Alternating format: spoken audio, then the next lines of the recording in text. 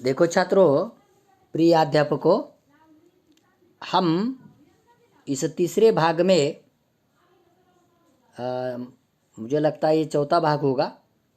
तो चौथे भाग में हम आगे जो हमारा अर्थ के आधार पर का चौथा प्रकार है आज्ञार्थक वाक्य, उसकी जानकारी हम देख रहे हैं। अब आज्ञार्थक वाक्य किसे कहते हैं उसकी परिभाषा हम देखेंगे। जिस वाक्य में किसी भी प्रकार का या किसी भी प्रकार की आज्ञा या प्रार्थना का बोध होता है उसे आज्ञार्थक वाक्य कहते हैं। देखो फिर एक बार देखेंगे। जिस वाक्य में किसी को आज्ञा या प्रार्थना अनुमति दी जाए उसे आज्ञार्थक वाक्य कहते हैं या आज्ञावाचक वाक्य कहते हैं। हम उदाहरण देखेंगे। करामत अली अपना ध्यान रखो, आज्ञा दी है किसी ने, तो है ना, आज्ञा की है अपना ध्यान रखने की। गाय को खुला छोड़ दो, आज्ञा की है ना, कहा है। तीसरा हम उदाहरण देखेंगे। गेहूं के दाने अपने पास रखो, आज्ञा की है गेहूं के दाने अपने पास रखने की। चौथा उदाहरण हम देखेंगे। छतरी भी रख लेना, देखो आज्ञा की है ना। तो ये बहुत सीधा साधा है आज्ञार्थक वाक्य।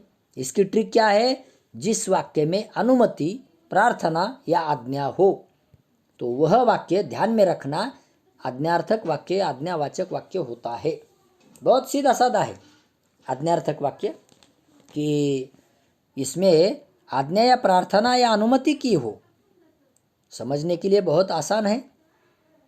अब पांचवा प्रकार है, आप समझ गए होंगे। पांचवा प्रकार है विस्मयार्थक वाक्य, जिसे विस्मयवाचक वाक्य भी कहते हैं। इसकी परिभाषा क्या है? जिस वाक्य में हर्ष, शोक, विस्मय, घृणा, प्रशंसा आदि का भाव होता है उसे विस्मय वाचक वाक्य कहते हैं।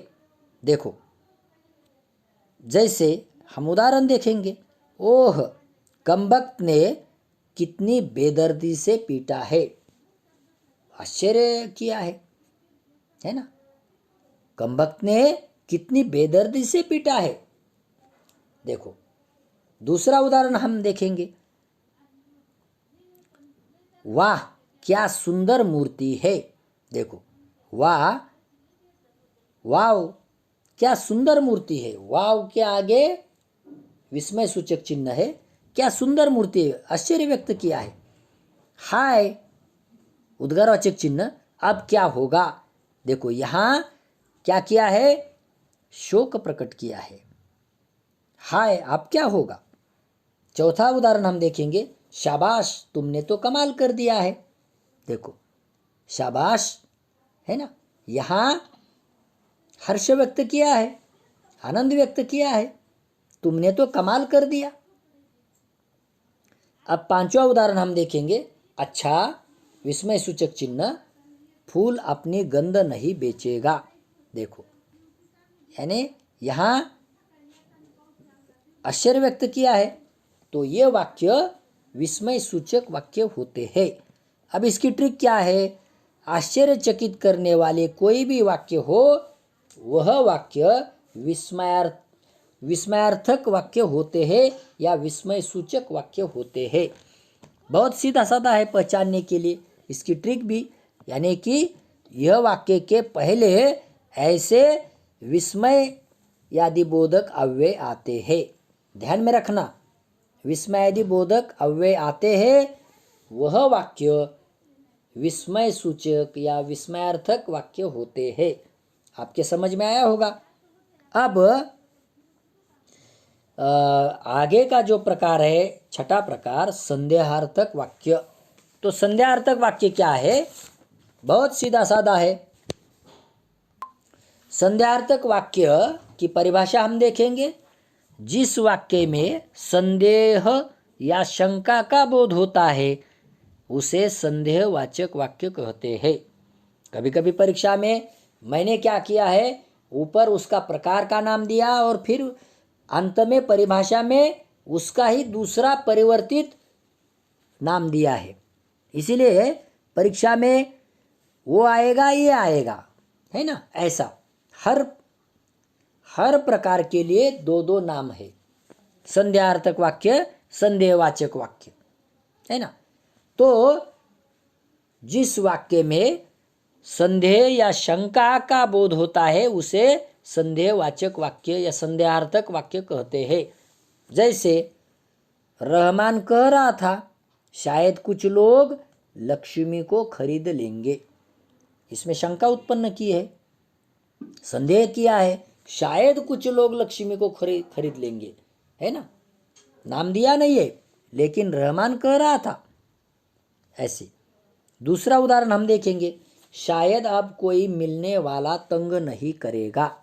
देखो, शायद अब मिलने वाला कोई तंग नहीं करेगा, इसमें संदेह व्यक्त किया है। तीसरा उदाहरण है, अर्थ तो शायद मेरी कविताओं में आपको मिल जाए, है ना, मिल जाएगा या मिल सकता है। देखो, यानी कि यहाँ भी संदेह व्यक्त किया है। तो बहुत ही सीधा साधा है। जिस वाक्य में संदेह यानी कि डेफिनेटली शायद ऐसा शब्द आता है, संदेह व्यक्त करने वाला, शंका उत्पन्न करने वाला, वह वाक्य संदेहार्थक वाक्य होता है। अब सातवां प्रकार है इच्छार्थक वाक्य। अब इच्छार्थक वाक्य क्या है? जिस वाक्य में, उसकी परिभाषा हम देखेंगे, जिस वाक्य में इच्छा, कामना, आशीर्वाद आदि का बोध होता है उसे इच्छार्थक वाक्य कहते हैं। देखो, यानी कि आशीर्वाद, इच्छा और कामना, तो वह वाक्य इच्छावाचक वाक्य होता है। जैसे ऐसा काम करो कि देखने वाले देखते ही रह जाए। देखो, इच्छा व्यक्त की है, ऐसा काम करो कि देखने वाले देखते रह जाए। दूसरा उदाहरण, मानो दीदी क्वामा आप सदा सुखी रहे। कामना की है, मानो दीदी आप सदा सुखी रहे। देखो, तीसरा उदाहरण हम देखेंगे, प्रभु आपकी कामना पूरी करे। देखो, यहाँ इच्छा व्यक्त की है ना, प्रभु आपकी कामना पूरी करे। चौथा उदाहरण हम देखेंगे, आज फिर कोई दुर्घटना न हो। देखो, इच्छा व्यक्त की है कि आज फिर कोई दुर्घटना न व्यक्त हो, आज फिर कोई दुर्घटना न हो, ऐसे, यानी कि यहाँ कामना व्यक्त की है। अब देखो, यह समझने के लिए बहुत सीधा साधा है। जिसमें इच्छा, कामना, आशीर्वाद, है ना, का बोध होता है वही इच्छार्थक वाक्य होता है। ये दो तीन शब्द हर प्रकार में महत्वपूर्ण है। अगर वह हम समझ लेंगे तो प्रकार समझने के लिए आसान है। अब आगे का प्रकार है कि आठवां प्रकार जो है संकेतार्थक वाक्य या संकेतवाचक, है ना। उसकी परिभाषा क्या है? जिस वाक्य में संकेत या अपेक्षा का बोध होता है उसे संकेतवाचक वाक्य कहते हैं। संकेत या अपेक्षा, क्या अपेक्षा है, क्या अपेक्षा व्यक्त की है, क्या संकेत दिया है। देखो, ये दो शब्द महत्वपूर्ण है इस वाक्य में। जैसे उदाहरण हम देखेंगे, अगर गाय दूध नहीं देगी तो इसका क्या करेंगे, है ना, संकेत दिया है। अगर गाय दूध नहीं देगी तो इसका क्या करेंगे, है ना। उसके आगे का उदाहरण है, देखो, चुपचाप पड़ा रहूंगा तो कोई मिलने वाला तंग नहीं करेगा। यहां क्या किया है कि संकेत की बजाय अपेक्षा व्यक्त की है। चुपचाप पड़ा रहूंगा तो कोई मिलने वाला तंग नहीं करेगा, अपेक्षा व्यक्त की है ना। चुपचाप पड़ा रहा तो कोई तंग नहीं करेगा, अपेक्षा व्यक्त की है। तीसरा हम उदाहरण देखेंगे, अगर अच्छा काम करोगे तो मोहर छाप वाली धोती दूंगी। देखो, इच्छा व्यक्त की है, अगर अच्छा काम करोगे तो मोहर छाप वाली धोती दूंगी। देखो, यहाँ संकेतार्थक या संकेतवाचक बहुत महत्वपूर्ण है। परीक्षा में आपको 2 अंक के लिए ये वाक्य रचना के आधार पर और अर्थ के आधार पर आता है। तो अर्थ के आधार पर इसके 8 भेद है, रचना के आधार पर इसके 3 भेद है ना। तो परीक्षा में ऐसा भी पूछते हैं, परीक्षा में वाक्य देते हैं और वाक्य पहचानो ये प्रकार कौन सा है। और परीक्षा में ऐसा भी पूछते हैं कि सूचना के अनुसार वाक्य बदलकर या परिवर्तन करके लिखे, है ना। अब देखो, रचना के आधार पर जो 3 भेद है, पहला कौन सा है? सरल वाक्य, जिसे साधारण वाक्य भी कहते हैं। दूसरा कौन सा है? संयुक्त वाक्य, जिसे संयोजक वाक्य भी कहते हैं। मैंने उसकी आपको ट्रिक भी दी है। तीसरा प्रकार है मिश्र वाक्य, उसकी भी मैंने ट्रिक आपको दी है। और चौथा जो है मुख्य वाक्य का दूसरा जो प्रकार है अर्थ के आधार पर, वो उसके 8 प्रकार है ना। उसकी जानकारी हम देख रहे। तो अगर सूचना के अनुसार वाक्य परिवर्तन करके लिखे ऐसा पूछा तो समझो कि ऐसा, मेरी टांग टूटना एक दुर्घटना थी, प्रश्नवाचक वाक्य बनाओ। ऐसा अगर परीक्षा में पूछा तो हम क्या करेंगे? क्या मेरी टांग टूटना एक दुर्घटना थी? देखो, हमने प्रश्नवाचक सर्वनाम लगाया और वाक्य पूरा किया, है ना। देखो, बहुत महत्वपूर्ण है। इच्छावाचक अगर पूछा तो आज फिर कोई दुर्घटना होगी, ऐसा वाक्य आपको परीक्षा में दिया और कहा कंस में इच्छावाचक वाक्य बनाओ, तो हम कैसे बनाएंगे? आज फिर कोई दुर्घटना न हो। देखो, बहुत सीधा साधा है ना। अगर निषेधवाचक वाक्य बनाओ ऐसा परीक्षा में पूछा और वाक्य यह दिया, उन्हें कांपते हुए रात काटनी पड़ती है, ऐसा वाक्य दिया और कंस में लिखा निषेधवाचक वाक्य बनाओ या निषेधार्थक वाक्य बनाओ, तो हम कैसे लिखेंगे?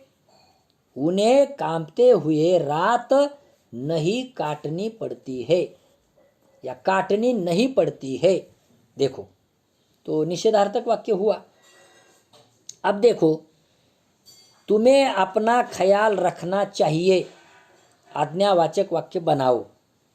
कंस में ऐसा दिया तो हम कैसा बनाएंगे? तुम अपना ख्याल रखो, है ना। आज्ञा की है, तुम अपना ख्याल रखो, है ना, ऑर्डर की है। तो आगे का हम देखेंगे, फूल एक एक के घर जाएगा और कंस में दिया संदेह बोधक या संदेहार्थक वाक्य बनाओ, तो हम क्या बनाए, कैसे बनाएंगे? शायद फूल एक एक के घर जाएगा या जाए, है ना। संदेह, शायद फूल एक एक के घर जाए। देखो, यानी कि अब देखो आगे का वाक्य, यह बात शान के तहत नहीं कह रहा हूं, है ना। और कंस में दिया विधानवाचक वाक्य बनाओ, तो इसमें क्या आएगा? इसमें क्या कैसा होगा? यह बात शान के तहत नहीं कर रहा हूं। देखो, यह बात शान के तहत नहीं कर रहा हूं, ऐसा वाक्य परीक्षा में दिया तो इसका विधानवाचक वाक्य अगर बनाना है तो हमें ऐसा बनाना होगा, यह बात शान के तहत कर रहा हूं, यानी कि उसमें का नहीं निकाल दिया हमने, है ना। विधानवाचक वाक्य में न, नहीं, मत का प्रयोग नहीं होता, लेकिन निषेधार्थक में उसका प्रयोग होता है। ठीक है, हमने कुछ ऐसे उदाहरण भी देखे सूचना के अनुसार वाक्य परिवर्तन करके। मुझे लगता है यह आपको वाक्य और वाक्य के भेद कैसा लगा, ये आप मुझे आशा है कि आप समझ लिए होंगे। और कमेंट करें और शेयर करें, सब्सक्राइब करें, है ना। धन्यवाद। आपने समय दिया, इसीलिए आपका आभार प्रकट करता हूँ।